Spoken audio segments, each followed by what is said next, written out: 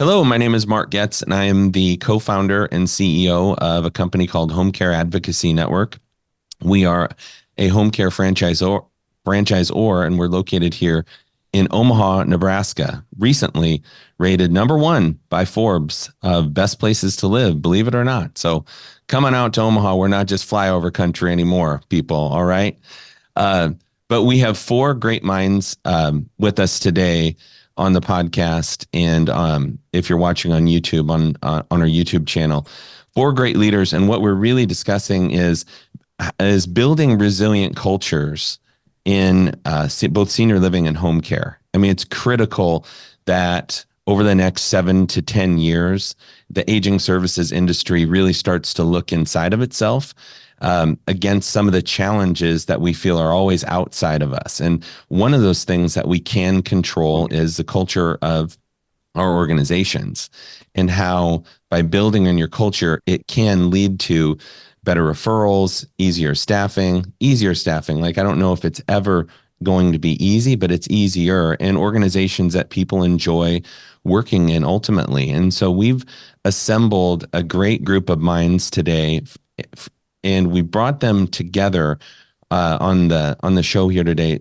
because they all have very unique perspectives in how they've kind of solved and are working to actively solve some of the challenges that they see in aging services and senior living. And so, kind of on the opening statement that we have for the show, the success of any organization in aging services and senior living relies on fulfilling five fundamental needs: psychological, social, spiritual, values validation, and financial needs of employees. When these needs are met, employees feel valued, motivated, and loyal, directly impacting recruitment, retention, and overall performance.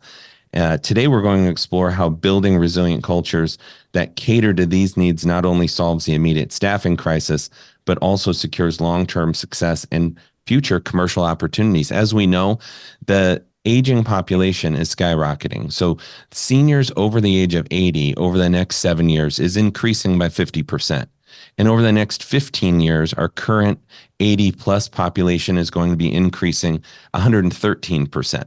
So there's going to, we're entering this cycle that is massively, it's a tidal wave that we've known is coming, but now we're really at the base of that. And organizations that consistently have challenges around culture can have deep challenges when it comes to staffing, recruiting, retaining, all of those things that affect our commercial opportunities. Because if you don't have people that can grab hold of the opportunity over the next 15 years, and your organization is set to retain the very best people, you're gonna miss out on opportunities, and you're going to bleed more financially and have to use more outside resources to keep your organization alive and well. So that's really what we want to do today, is have a thorough discussion about culture and about retention. And we brought some great minds with very different perspectives, and we're excited to have them on the show today. We have Eric Frohardt. He is a Navy SEAL, currently also a management consultant, resides here in Omaha, Nebraska, but currently in Iowa, also where I'm from, another great Midwestern state. We have Chris Ridenour. Chris owns a company called Christopher Motivates, and we're going to be able to hear more about his message about culture and leadership and how he's trying to affect aging services leaders positively, and has been doing that for over a couple decades now. We have Rob Liebreich from Goodwin Senior Living, based in the East Coast. Rob's been a successful senior living CEO for a number of years. And we have Annette Greely, the CEO of American Baptist Homes, based out of Eden Prairie, Minnesota. And Annette is a PhD, and she's been at the helm of American Baptist Homes since 2023. Time flies.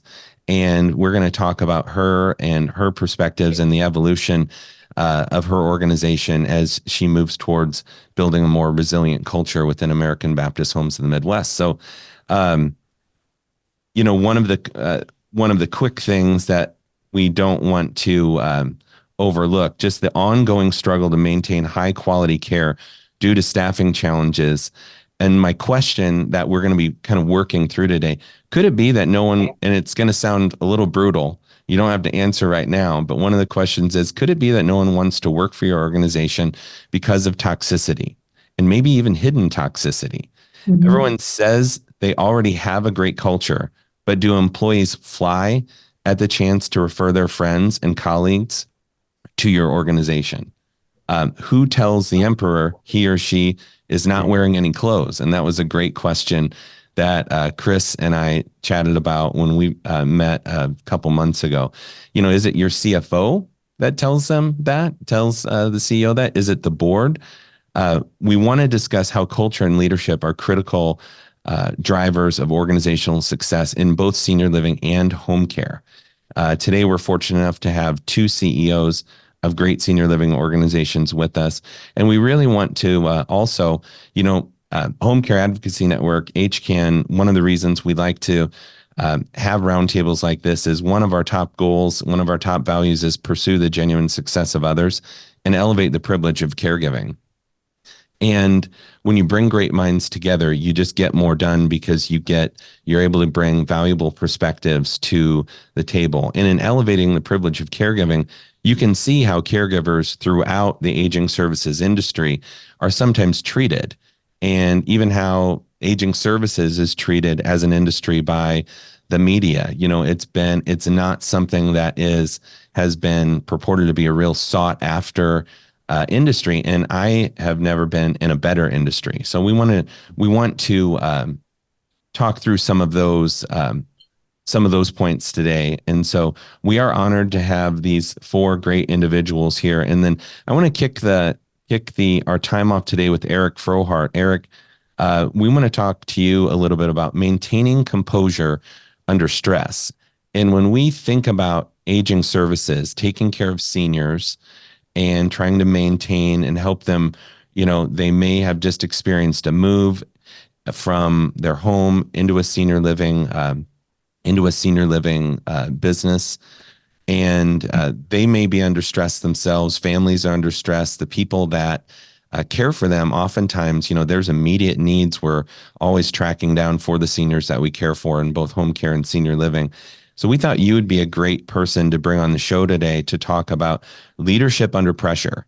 And if there's anything that we can glean from you and learn from you, first, we'd love to hear your story about your life as a SEAL and as a Navy SEAL. Tell us that a little bit about you. And then we'd love to hear about, your perspectives on maintaining composure under stress. Yeah, for sure. Well, thanks for having me. I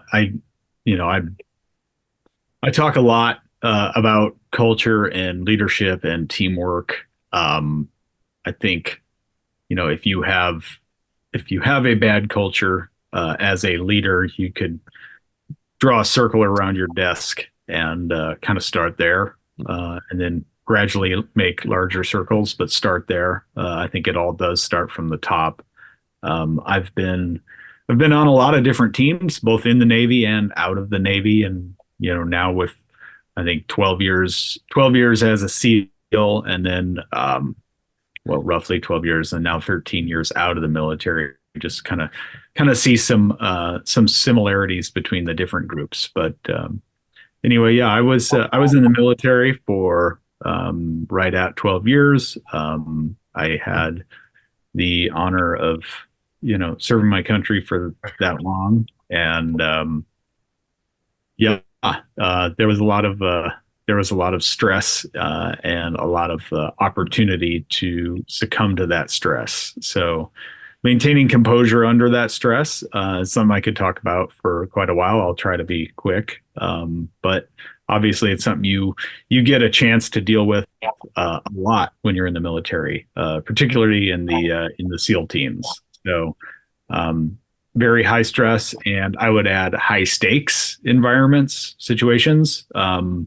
The stakes, are, the highest stakes. Like if you don't do the job correctly, or if you make a mistake, the mission is not successful, and yourself or others could get injured or killed. So it is very easy in those situations to get stressed out And it's easy to not, I guess, not be calm when, as they say, the bullets fly, or when you get ambushed, or when there's chaos, uncertainty, ambiguity, just or when things just don't go according to plan.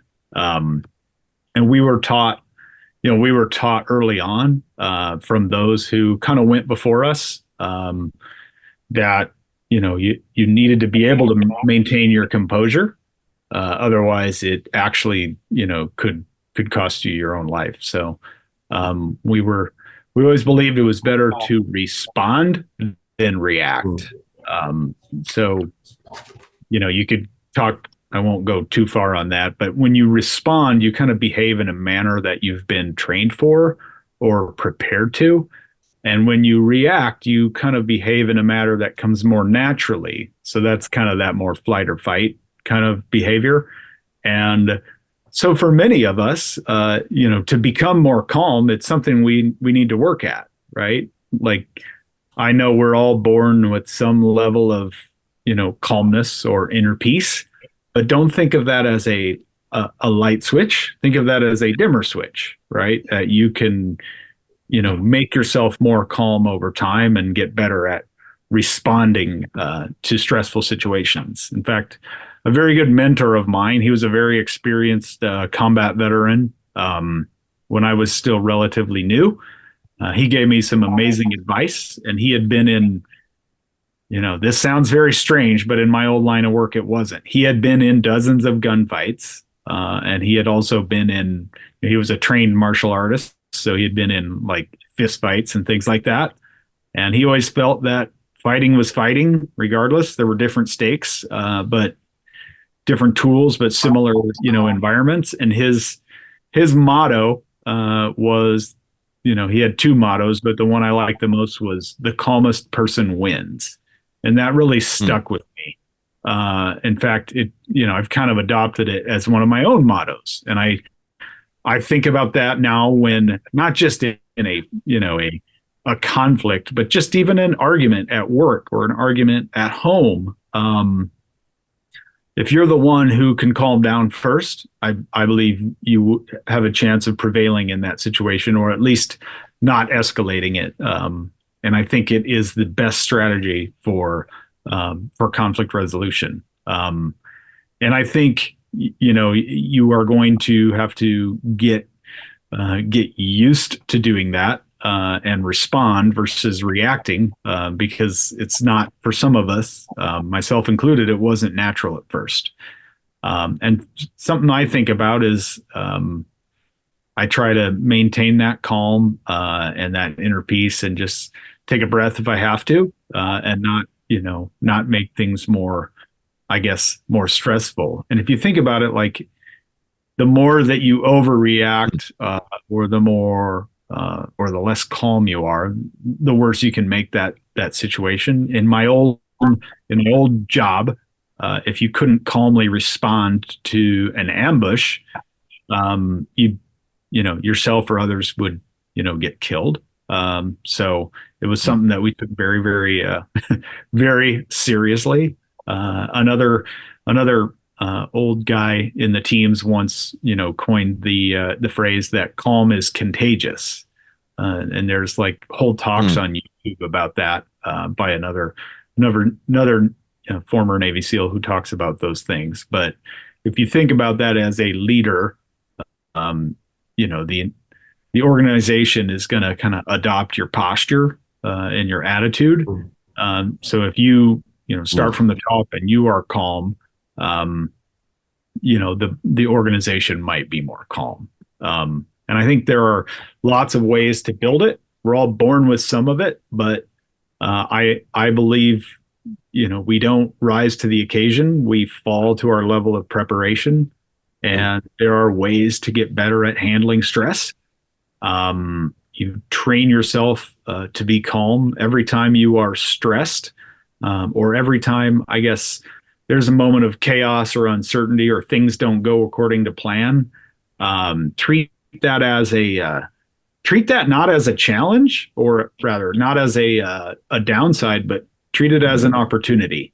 It's both a test and a chance to train yourself, right? So think about the think about stress and chaos and ambiguity, or just when things don't go according to plan.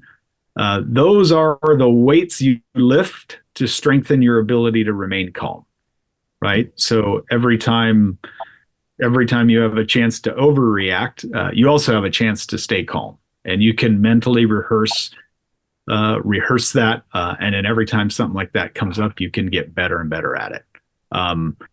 Another thing to think about is, as an organization, just to develop an attitude of, I would say, just expecting problems and expecting things not to go according to plan, and knowing that if you stay calm, you'll be able to solve them. Too many of us get things don't go according to plan and it derails everything. But if you rather have the attitude of expecting things not to go according to plan, you'll handle those situations much better. So, and I'm not always calm. Like, that's the other thing. We have to recognize, like, there will be moments where we snap, maybe overreact, we're tired, or there are just too many things went wrong. And that's okay. Just have some self-awareness, catch yourself in the moment, and calm down, or have, accountability with someone at work, to help you, recognize, hey, I think you overreacted. So lots I could say on it. I'll stop with that though, Mark.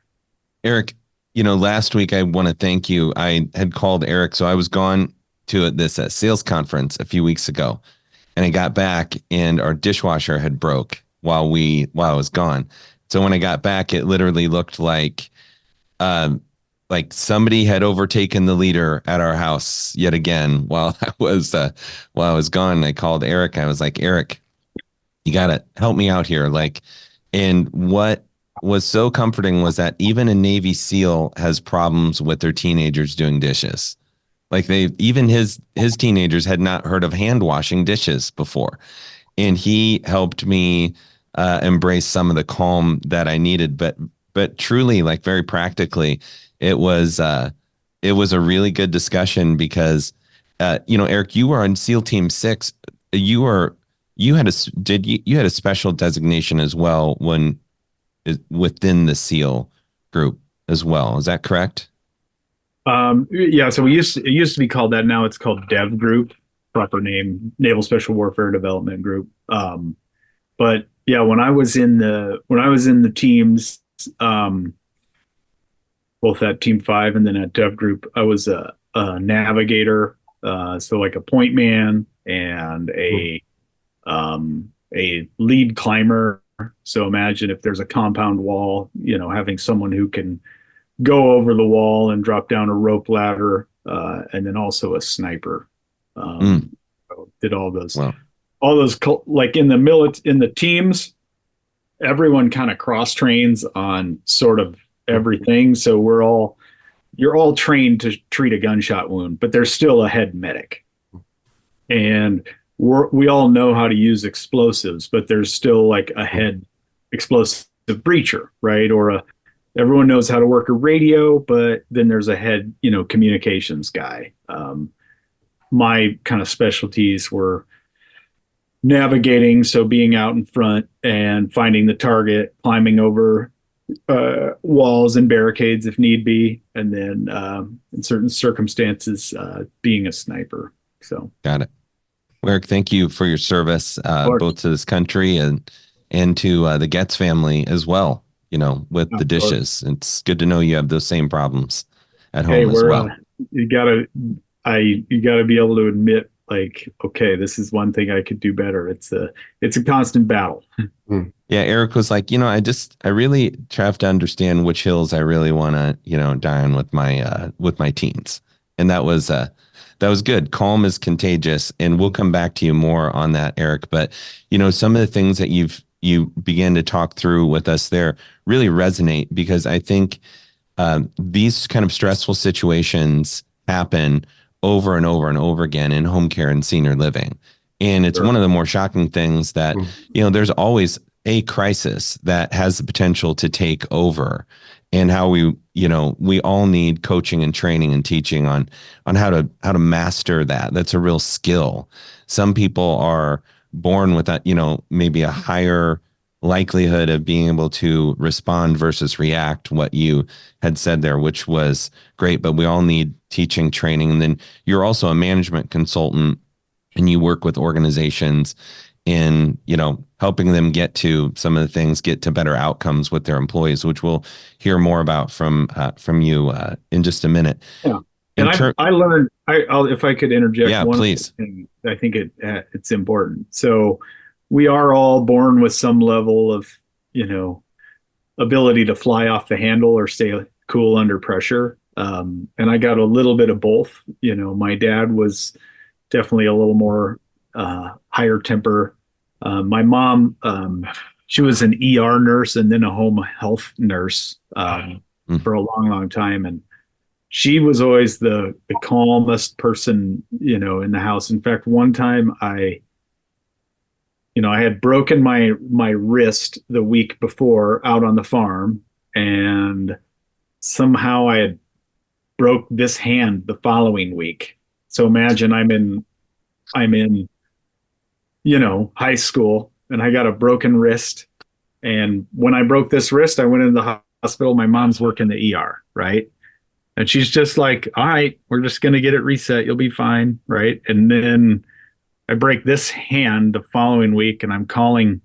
So I call her on the, back then, the dial phone or whatever. And she's at the hospital, and she just calmly says, well, just get to the hospital. Don't take an ambulance. It'll be an extra $1,000, and just make sure you get it. So she just was always very like chill under stress. So I learned a lot of calm from her.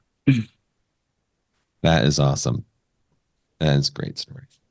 Mr. Liebreich, one of the things that is very impressive about what you've done, you've been the CEO of Goodwin Living for a number of years now. And so we're really excited to talk to you about what you've done to create a culture of retention, innovation, and then exceptional care in senior living.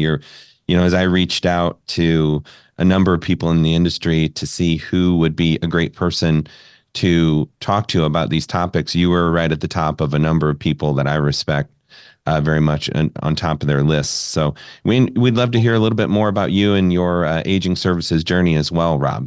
Thanks for being here today. Yeah, it's a pleasure, Mark, and I'm glad I don't have to scale over walls like Eric, but I'm grateful for folks like Eric who can do that kind of work on behalf of the country for sure. And I was just thinking, I started in this field as a dishwasher, so if you need help, either of you guys training up folks, I'm happy to jump in. I was a dishwasher at a senior camp for my grandmother back in the day. That's how I started with older adults.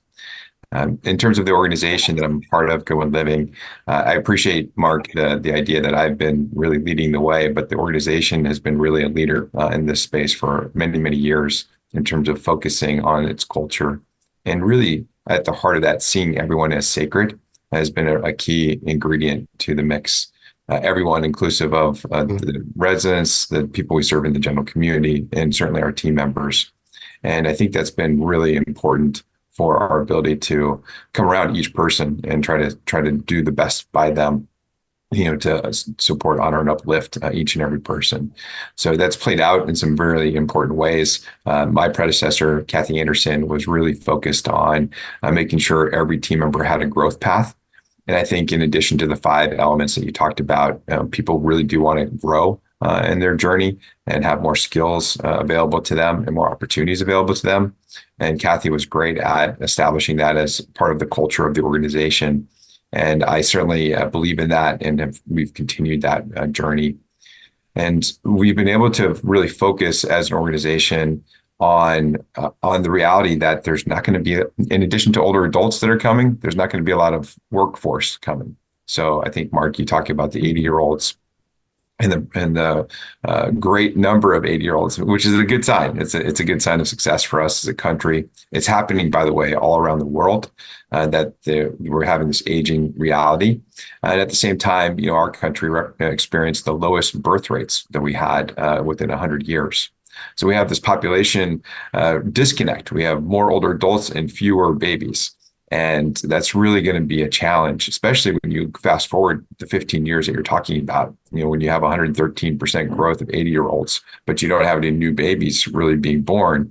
It means there's going to be less and less hands to be able to support folks.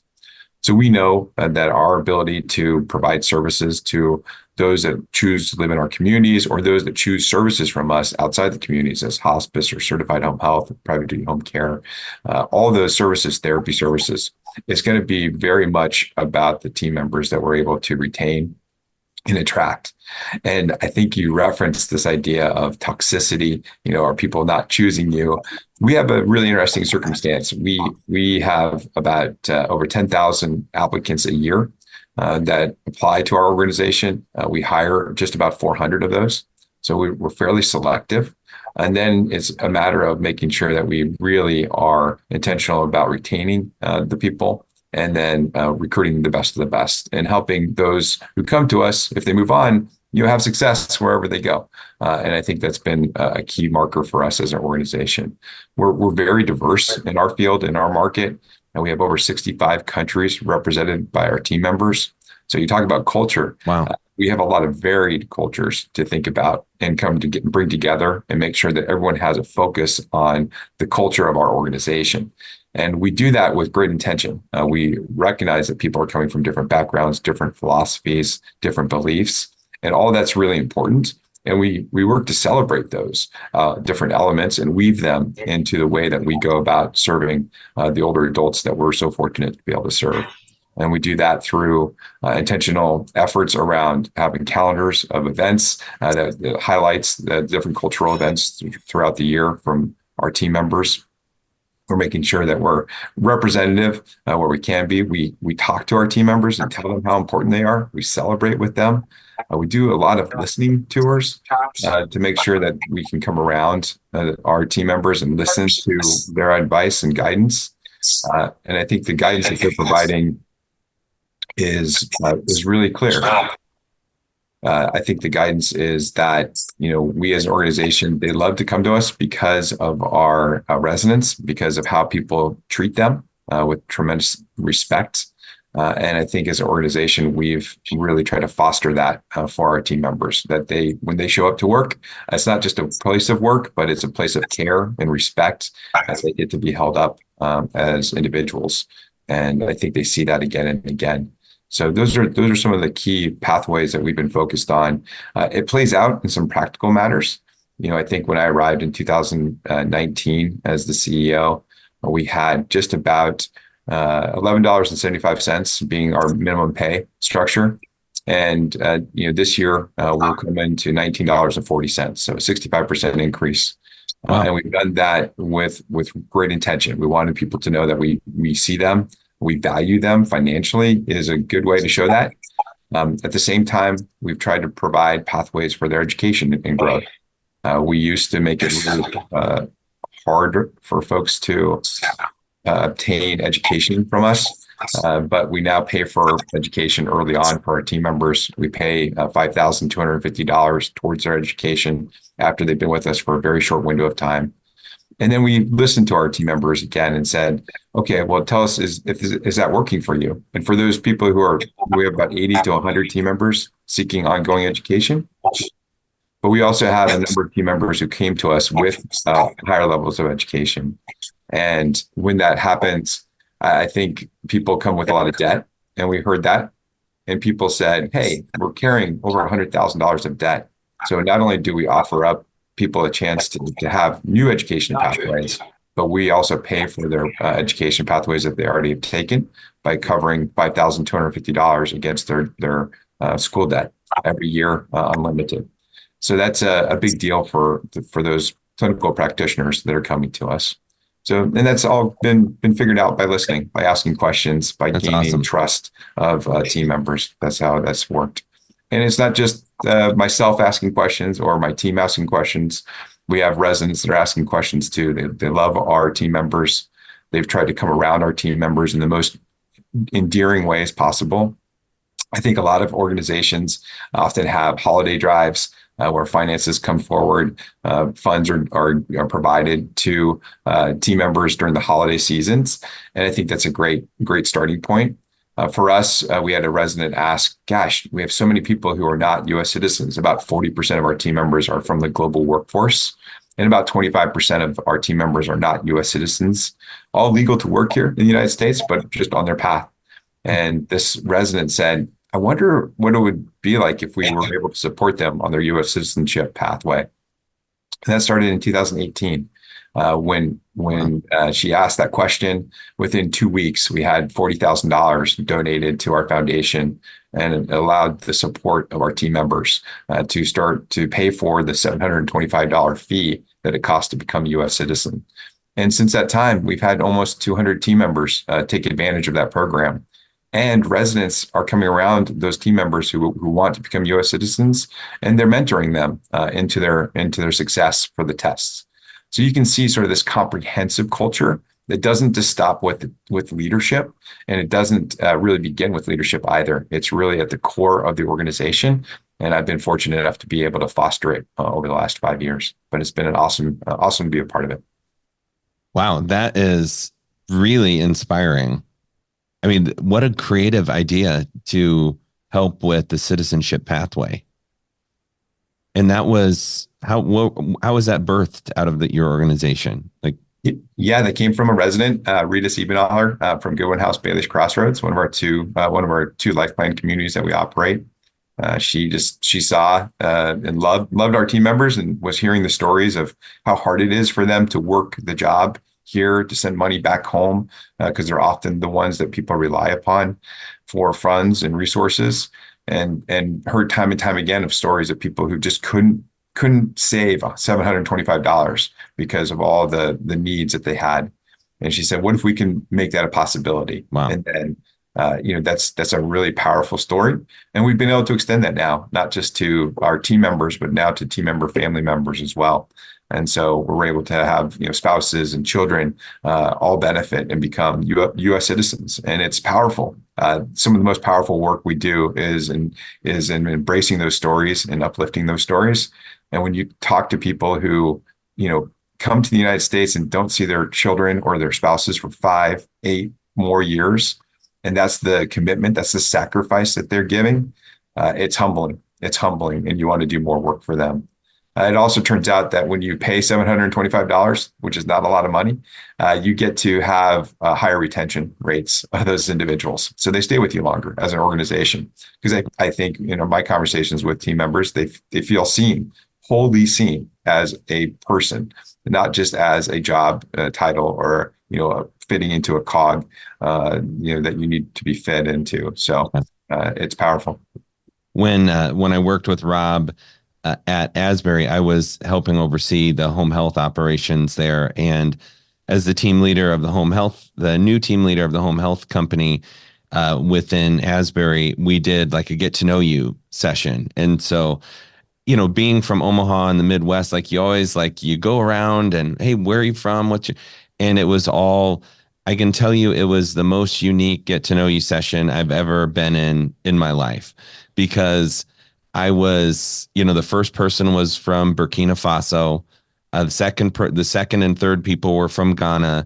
The fourth person was from Nigeria. Then there was, I was going to say, finally somebody from the Baltimore area, which I thought was what we were going to get. But it was it was just an honor to be a part of that team and to get to learn more about, individuals and people and cultures I just really hadn't been exposed to, growing up in Southwest Iowa and Omaha, Nebraska, not in like the large quantity of personnel like we had at Asbury. It was kind of a beautiful thing. And I think when you're in those situations, then you start to think about like, what are the, like, out of an intensely curious position, like to learn more about your employees and what their real needs are and what would really help them is just kind of a beautiful move, especially for that area, because Goodwin is not far from where you and I work together. I don't think it's still are you, Is Yeah, it still, it's in the DC area, Rob? yes, still in the DC area, still one of the most diverse areas in the country. Yeah.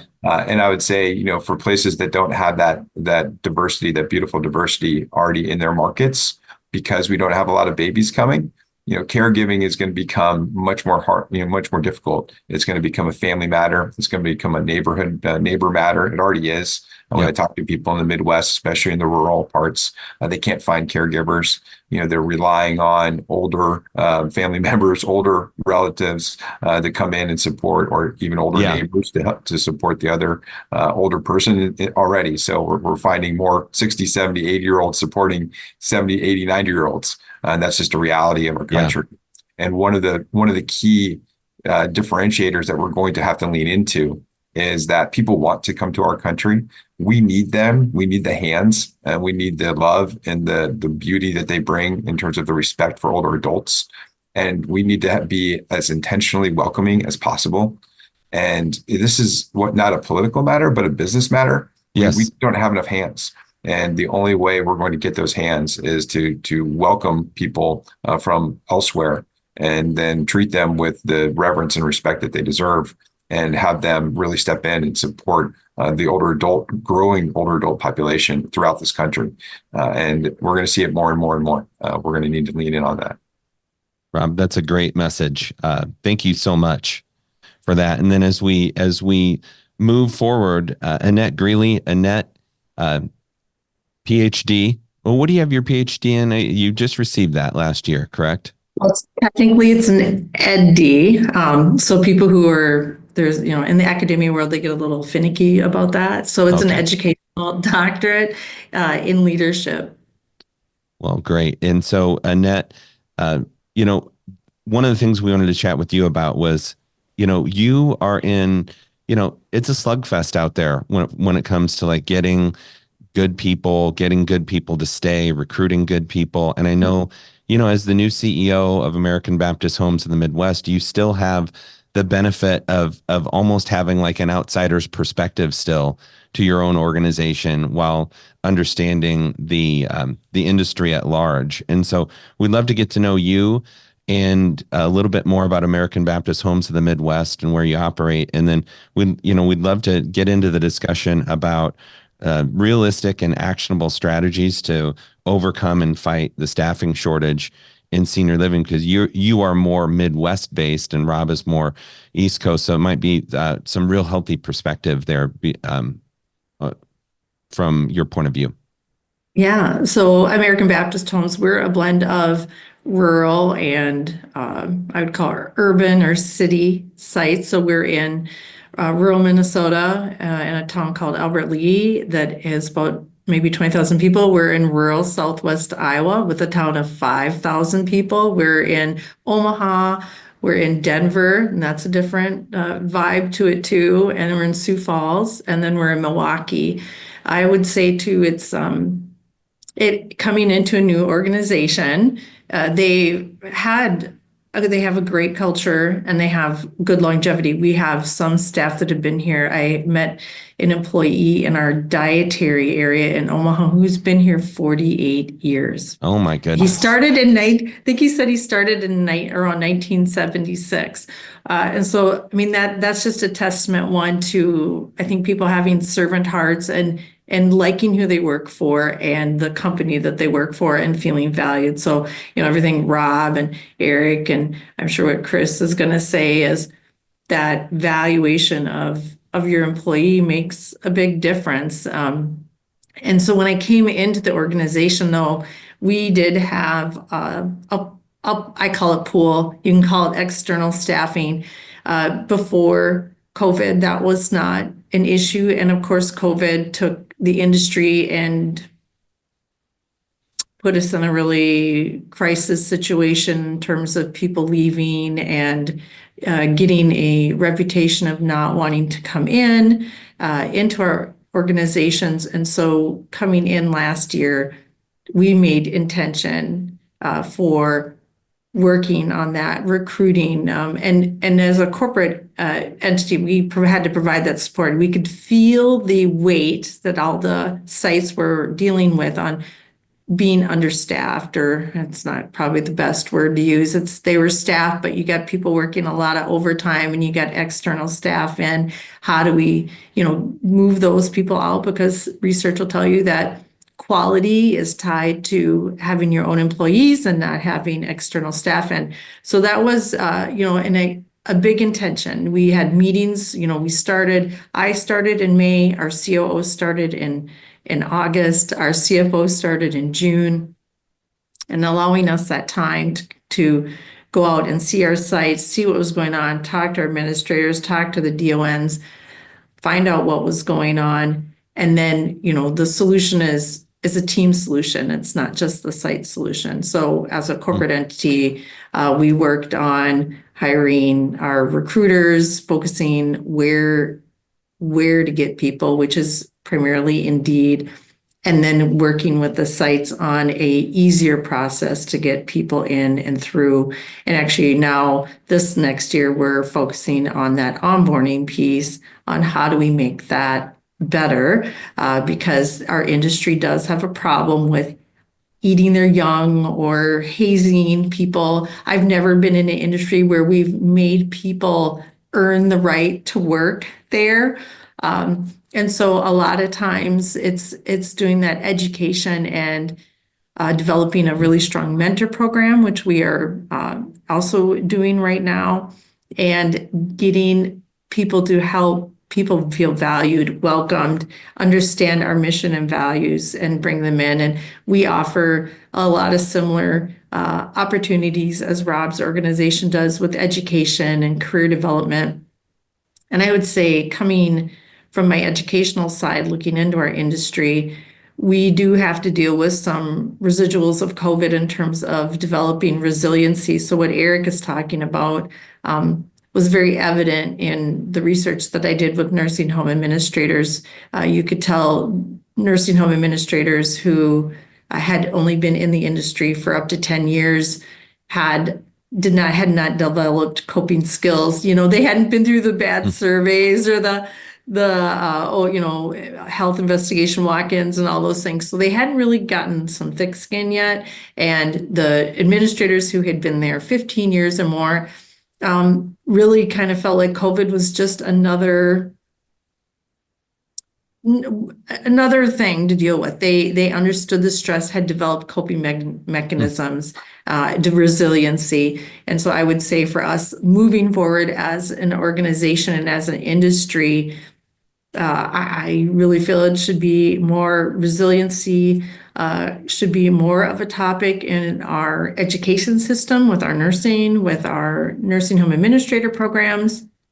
And then once coming in, it's being able to identify staff that might not have developed that and providing that support for them as they learn, and not everyone is adept at handling stress in certain ways. So how do you provide those support systems for them to be able to stay on and retain them as employees and as valued people?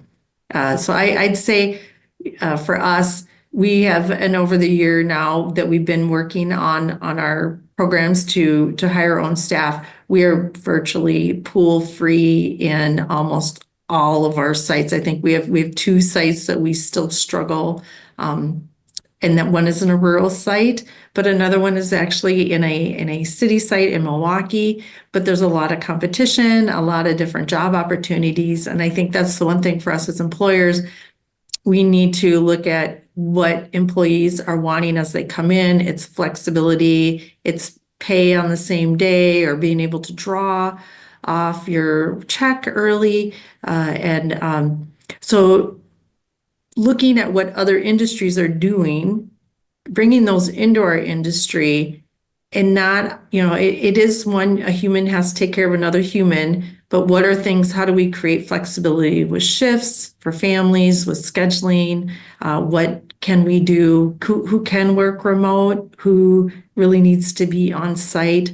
And helping find, I would say this generation wants that balance, which sometimes to me is, I don't know if it's really real to actually have balance in your life. It's more like a pendulum swing at times, but helping as we recruit people in, understand our industry, see the higher value in it of connection and relationship that you don't get in other industries, but also helping as an employer with the employee, like finding that personal balance. How can they get to their kids' soccer games, or how can they get, the pay, and we might not pay as much as other organizations, but how do we offer other things that are just as valuable to that employee? So I would say, like I said, this last year we've been moving towards those things. The mentoring is a very important piece of that to keep that retention up there. And I would say, American Baptist Homes, we're still on a path of retweaking and rebalancing our culture and the way we help people stay. Because I think the time of finding an employee who's going to be there 48 years is just not there. It's not that. It's a more mobile workforce, and people have way more opportunities to make money in jobs that create flexibility. You can be a YouTuber, right? You can be a podcaster. Hey, let's do it. So we need to evolve ourselves, and I think long-term care. I will say we need to do a better job at adjusting how we do the workforce market. And I think COVID was a catalyst for that, for us to really look at how we can do. We have some dependency, of course, on funding, but there's a lot of creativity we can do outside of that area of pay and reimbursement. Yeah, that's great. And then, Annette, you mentioned, and it seems like you're trying to draw on every opportunity you can to have your culture reflected in the way you're paying employees, the way you're treating them. And I think what you mentioned too, just going in and having actual conversations with your directors of nursing as well. Was there anything surprising from those conversations that you had, like on the floor with any of your directors of nursing? Like what was maybe a couple of the more surprising things that you found out when you had those conversations with frontline employees? I think for myself, it was maybe the lack of flexibility on scheduling.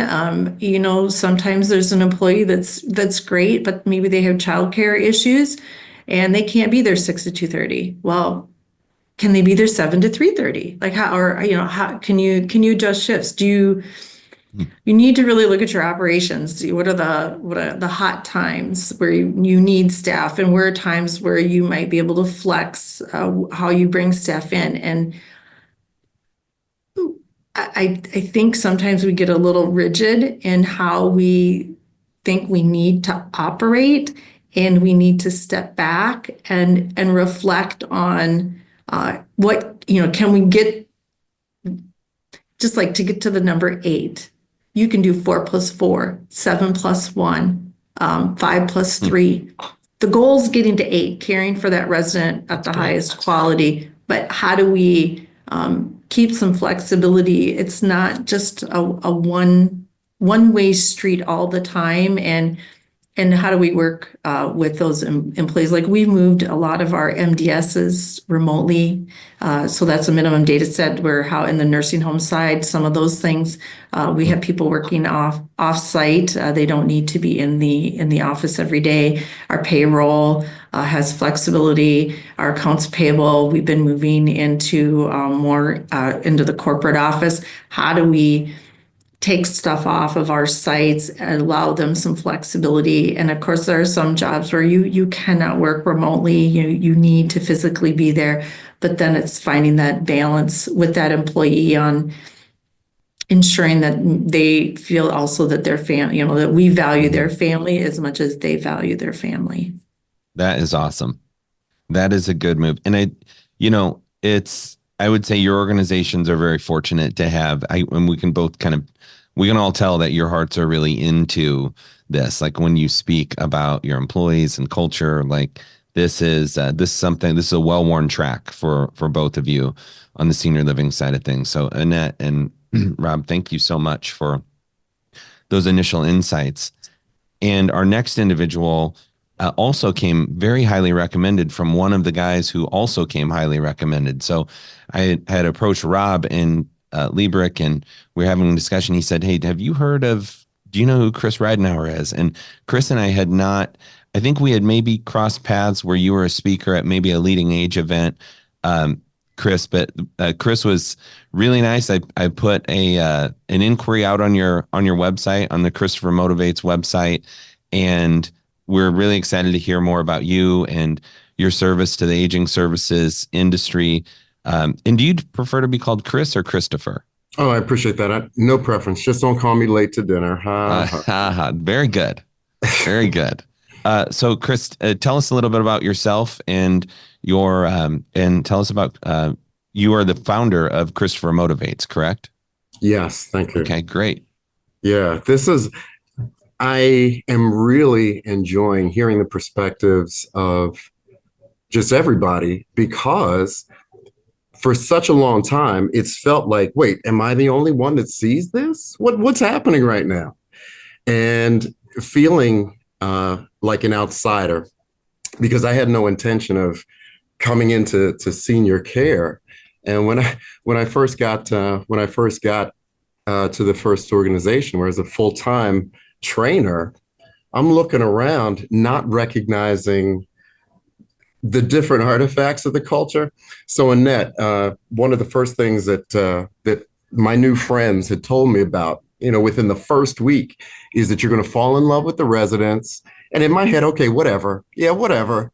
Right. Not knowing. But then the second thing was, Annette, that everybody warned me, be careful because nurses eat their young. So you got to watch your back. And I had what are you talking about? What does that even mean? And as the organizational trainer, not on the medical mandatories, but all of the things that Eric, that you mentioned, that emotional intelligence and the calmness, right? And you got to look in the mirror first before you start pointing fingers. Like all of the stuff that was there, that was my responsibility. And I had to bone up on horizontal violence, relational aggression, which is what nurses eat their young is. And, when you're in heavily regulated spaces and everybody's squeezed, we rarely squeeze up. We squeeze the people beside us.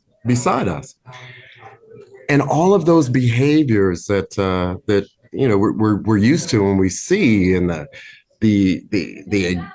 ignoring or the eye rolling or the shunning or the outbursts, or I'm just thinking about all this stuff. But I'll tell you what, friends, in 21 years, there have been precious few organizations that are as intentional with building cultures, but nobody trains on nurses eat their young. Like nobody trains on it. And then I'm thinking, Eric, as you're speaking, my thought is, well, look, if you don't train it, then don't expect it. How can we ask for it, but then we don't take into consideration the conditions under which we're working? Really good. In both of the organizations where I worked, I was the first title was Director of Core Competency Training and all the mission, vision, value stuff. The second was Director of Workplace Culture. And as I travel around to the different organizations, there are also very few organizations that have a subject matter expert, right? So I can't find a small vein like that. That's not how I was trained, right? And I'm just thinking about all the stuff that I can't do. But doggone it, if I'm walking through the hall and there's acrimony and passive aggressiveness and few people are speaking about it, if I see it, I'm going to say something about it or look intentionally to see if we can't figure out what is the cause of this so that ultimately the residents get the best care ever. And the intention is absolutely critical to all of this, right? We've got to want to serve the people who serve the people. There is no difference between us and them. There is no difference between the individual who is serving the meals and directors or senior leadership, there is no difference usually except for education and opportunity. But otherwise, it's the team members that usually are less educated or less opportunity or have less voice. Usually they get in trouble more or they're punished more than leadership does. Which, coming into senior services, I'm looking at this and saying, this is insane. This does not make sense to me. However, it does make sense when we consider that very few organizations build cultures where folk get a chance to learn more about one another, that we create events and opportunities where we recognize that there are few barriers that exist between the you and the I. Then our conversations become different because we see each other as colleagues, we see each other as partners and co-workers, and just think about just intentional, right? So one of the things that I can't even tell you how much I appreciate Rob and just Goodwin, because it feels like an oasis in a lot of ways, and I see tons of organizations. But just in walking the halls, where the picture on the website where everybody is happy and all the residents have their teeth on the website, to what actually happens between shifts, or as you walk through the hall, that gap that exists between the two, that is where the trouble starts.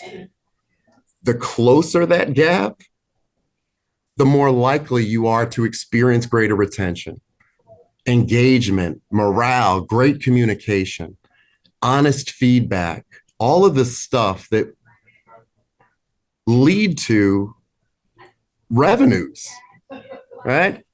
Less agency staff, just all of this stuff. But we have to be intentional about what it is that we're seeking to build. Rarely do I find organizations or even leaders at whatever the level is say anything like, okay, this is the year, doggone it, this is going to be the best retention year that I've ever had in my 15, 20 years. Rarely is there a declaration, here's what I'm going to do, come hell or high water, I'm going to make this thing happen. And usually I find that the organizations often run us rather than us running organizations. That's great. Yeah, that there are just so many intersections, because I'm taking notes and looking through the kind of the bylines through each of the shares, and our team, we're ambushed every day. Just thinking about what Mark shared, we got to be prepared for the ambush. And at what week does not have some kind of fresh, crazy experience, but then it happens over and over and over again. And rather than step up to that challenge, I think we slowly decline in our energy, in our intention, and our attitude. And that's the kind of culture that I think a whole lot of organizations are used to. How do we operate with low energy rather than what if there was another way? Let's figure out the other way and plan for it and set the benchmarks for it. Are people really happy here? Are they making referrals? What else do we need to do so that everybody feels cherished, no matter what the position is, or the years of service, or where folk are coming from? That goal setting and the follow through is going to save our skins. Yeah, that's great. So, Chris, I had a question for you. You know, as you were sharing, I know that you've talked to a number of organizations, and in our as we've been getting to know each other, I think you've had some experiences where you've worked with organizations. You don't have to name names, but you've worked with organizations where you saw the potential, and then there was like they never, you know, how we've been inspired to kind of think through, and hearing the Goodwin story and American Baptist Home story. Tell us about a situation or two when an organization had high potential to do what you were, that you've just said, kind of closing that gap you mentioned between the public marketing face and what actually happens in the field. Tell us a time where that, like, what happened with an organization you were working with where you had great hope and it didn't? Like, what makes an organization not really achieve some of the results that we all probably want to achieve? Yeah. What are some, maybe a couple of things that happen along the way for those organizations that took them down kind of the same old path? Yeah, I what comes to mind immediately is the bravery or the courage just to be open and to walk through the halls looking to observe what's working, what doesn't work. Where are the relationships fantastic and where are they frayed?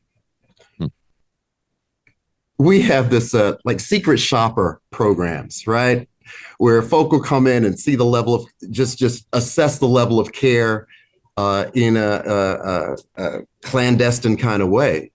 Could you imagine if on any given day we asked leadership not to do it anonymously, but give a checklist? Are people happy? Are people engaging? Are people openly communicating with one another? Just walking through their own halls?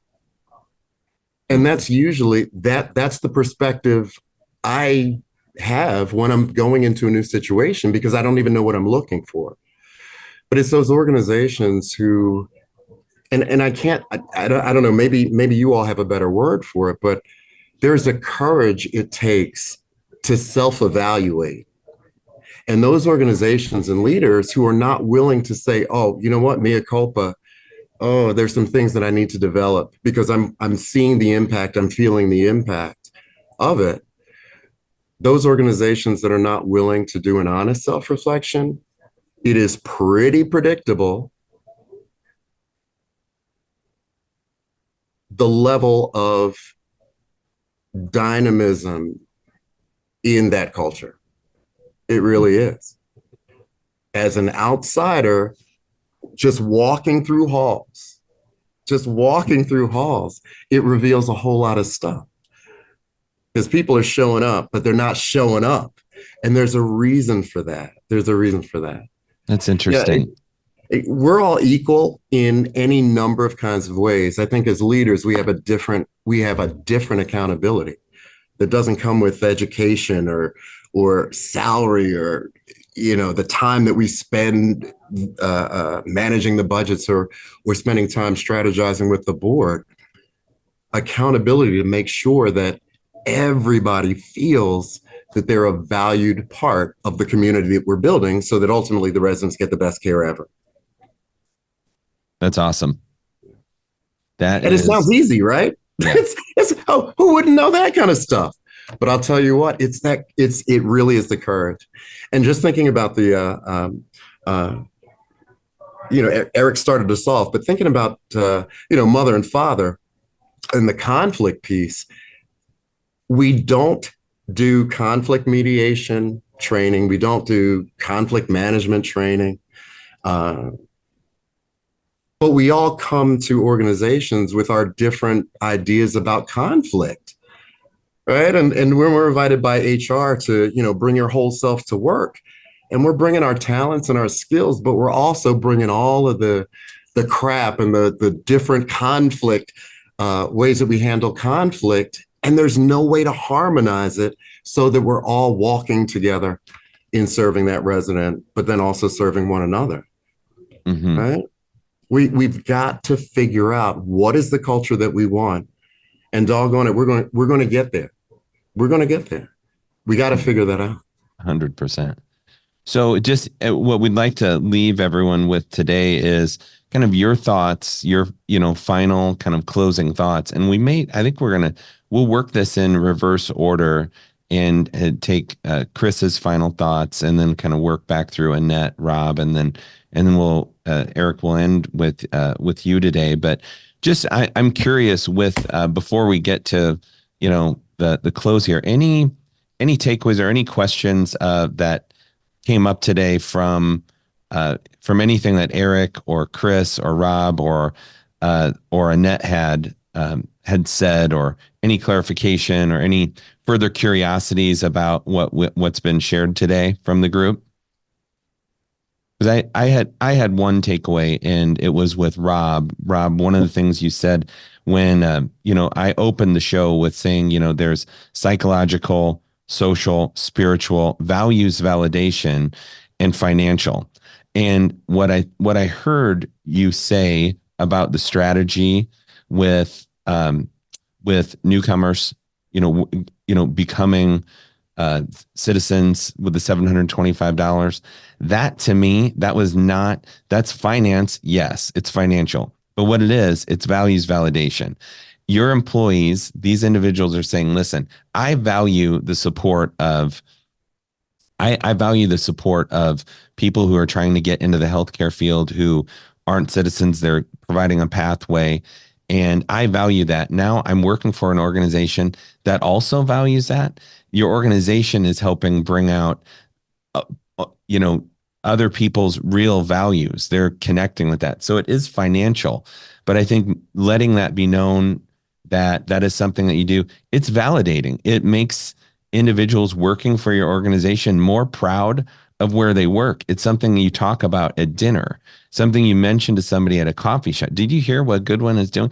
They just supported, 5 people to become citizens, providing this through the foundation. Like, that is values validation. I think that's very rich when it comes to our overall strategies. We've talked a lot, senior living and, in home care, we talk about it a ton, because you don't keep a caregiver for more than a year unless there's some kind of values validation mix. Like, I'm here because I want to be here and I want to serve the senior.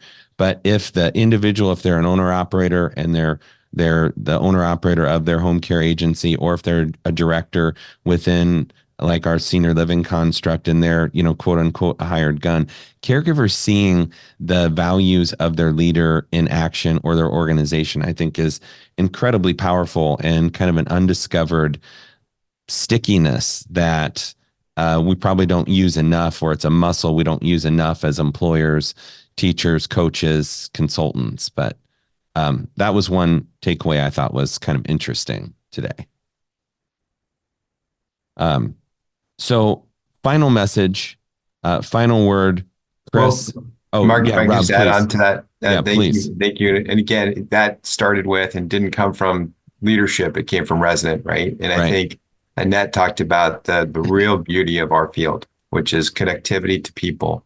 And I was just having this discussion with another colleague that I really trust. And he said, we don't have to worry about AI coming in and displacing our field. It's going to be a lot of connections. And the more we as organizations lean into the true meaning of connection, the better off we're going to be in being able to be successful ongoing. Yep, I love it. Yeah, that's another discussion for another day. I do really think that aging services is fairly AI resistant. Like, we can use it, but the need for care is going to be there in perpetuity. So yeah, final points today for our listeners. Chris Ridenour, founder of Christopher Motivates. Where can we find you? So you're out on the internet, but then you're a keynote speaker as well, or you have keynote speaking opportunities as well available for organizations. I know that you've done this with, Leading Age is an organization that I think both Rob and Annette's organizations are a part of, which is a large, I don't know how to explain Leading Age, but it's a leadership organization that supports professional the 501c3. association for folk working in aging services. The United Methodist Group, as a matter of fact, I guess it was a conference 2 years ago. Maybe I hung out there with that crew.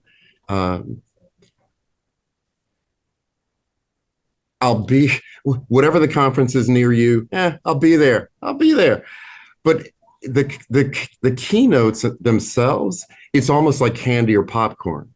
The biggest satisfaction is spending time in the communities, because, mommy says it's not bragging if it's true. From the time that I go into the community for it could be 2 sessions or 3 sessions a day on customer care or belonging, or you just name whatever the topic is.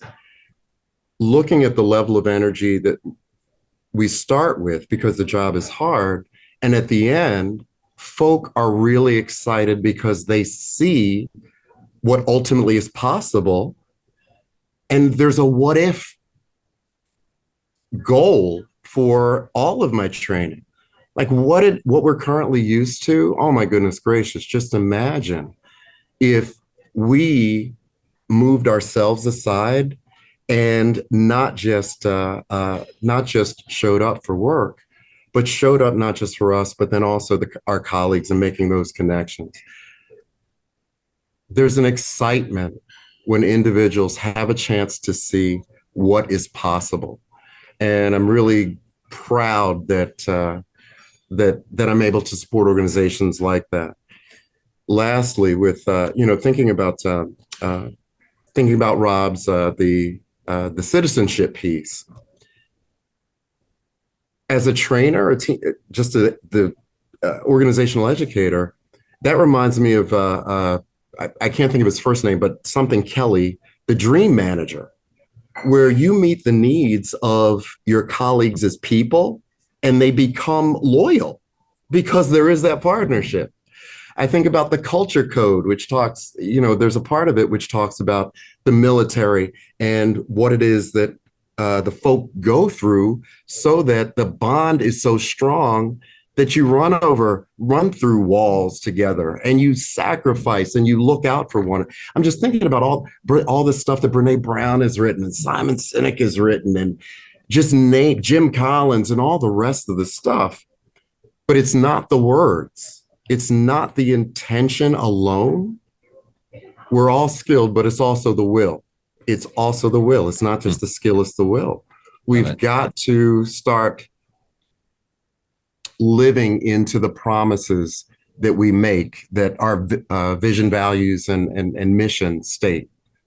It's that integrity to do what I say that I'm going to do, and we're going to do this together. I love it. This has been a delight. I've thoroughly enjoyed my time. Chris, thank you so much. And we will, make links available to your website as well, wherever we post this. And just a real pleasure to have you here today with us. Rob?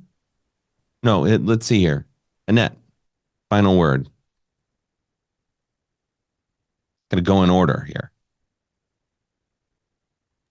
I gotta get unmuted. There we go. You think after how many years that we've all been on video too, we could be able to control the mute system on our deals. I guess I would to add to what Chris is saying, really kind of the word we're all looking for is as leaders, you have to let your ego go. And ego is a great barrier because it puts pride and other beliefs maybe in your way that stops you from listening or stops you from trying new things or getting ideas from other areas that aren't coming from you. And so when you do a lot of leadership training and education, if you become a student of leadership, you learn your ego has to go in a special spot. And especially in our industry, we call, a lot of us call ourselves servant leaders. So we are here to, in my belief, if I take care of my staff will take care of my residents. That's how I take care of them. And I just think to resolve any problem as a leader, you have to put your ego somewhere else for a while and become a servant and listen and then work together to resolve those problems. It's awesome. Thank you, Annette. Rob? Yeah, thanks for this opportunity, Mark, and thanks for bringing everyone together. I really appreciate the time and the dialogue.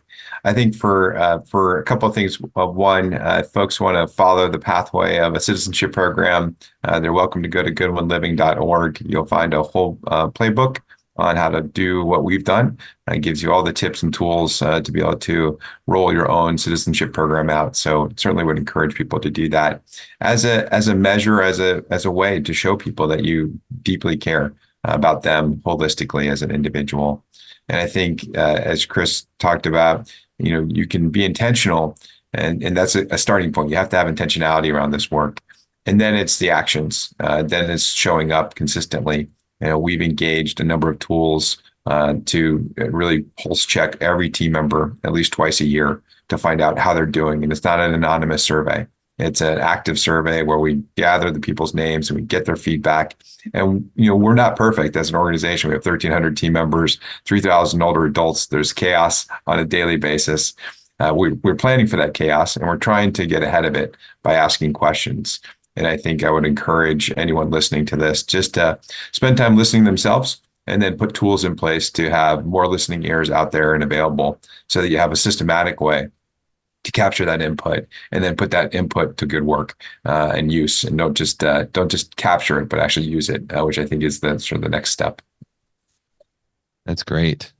Thank you. Thank you, Robin. Eric, thank you so much for, your perspectives are just so valuable. And I feel like we're just kind of at the beginning of having you help us inside of the aging services world grasp onto some of these things that employees need and organizations need so badly. So yeah, would love kind of your final thought on today and perspective. Yeah, I mean, thank you so much. I'm obviously the least qualified here to talk about aging services. I'm just listening to everyone in the industry and that sort of thing. So I'm just, trying to apply, I guess, principles from other worlds. Obviously, from the SEAL teams to what I'm doing today. But a couple of things that really stuck for me is, you kind of had a theme of resiliency overall. And I think for us as leaders, it's something we've had the ability to kind of build over time. So it goes without saying that we'd be more resilient, but it's also our duty. I think leaders, have to kind of coach other people up.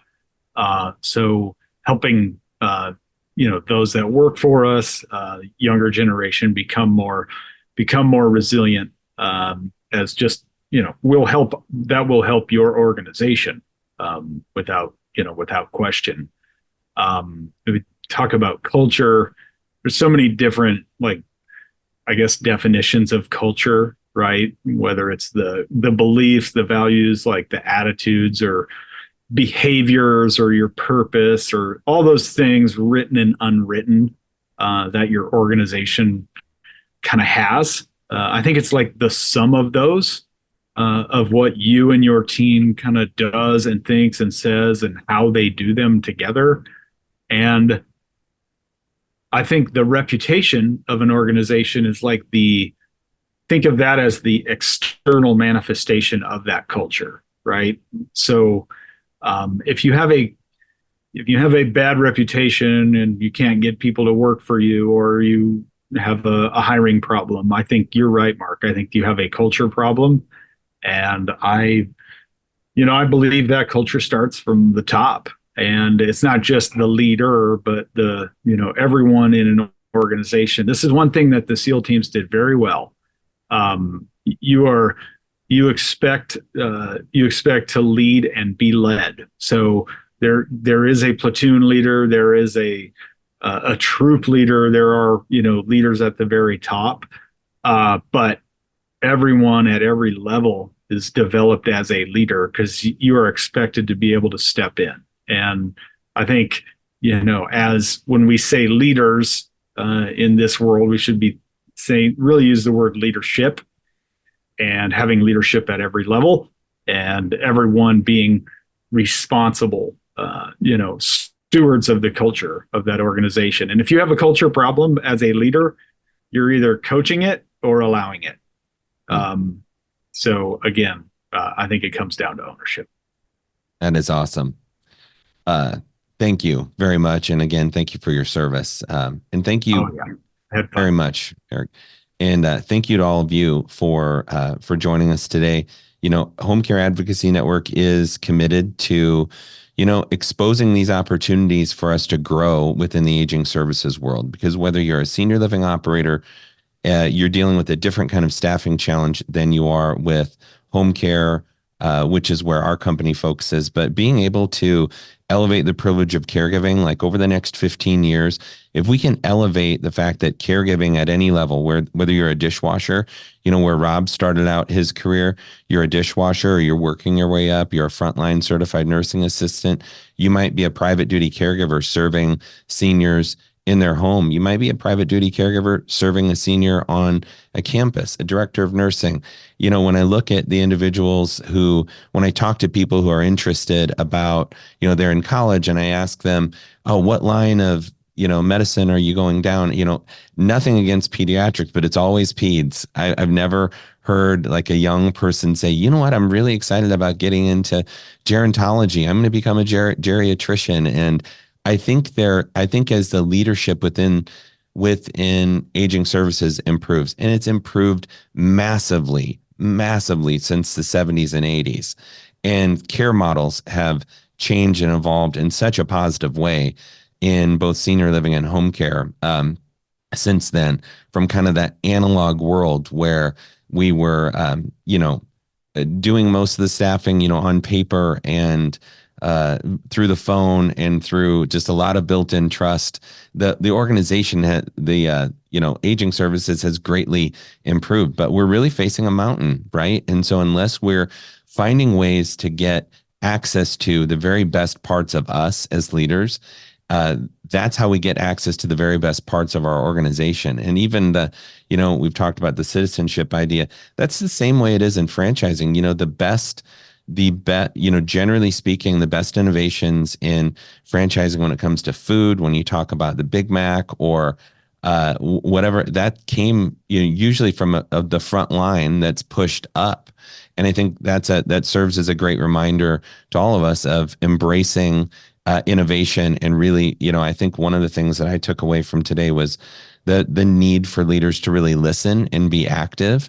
And what you said, Eric, in closing, was that you're either coaching it or you're allowing it. And the goal is to help organizations within aging services be more healthy so that we can grow our own ability to take care of more people and still maintain quality and grow, trust with the families that we serve. So good, very well-meaning organizations aren't bleeding cash out. That reduces their ability to really care for seniors because they might have a toxic culture. They may have a few toxic people in the organization that the organization has turned a blind eye to. They'd rather, rather than address the issue directly with the employee, that might be pushing people out of the organization. Getting organizations building the valor of organizations, say, okay, it's more common now to talk about performance and the fact that you need to be kind to others that are new to the organization. That's the only way to meet the needs of just the 80 plus population growing by 115% over the next 15 years, which is a very unique aging services problem to solve. And it's not just going to be one thing that solves it. So thank you all so much for bringing your very best today. Thank you for the great discussion, allowing us to have your insight and for us to gain a lot of wisdom and perspective from all of you. We really appreciate it. Thank you so much.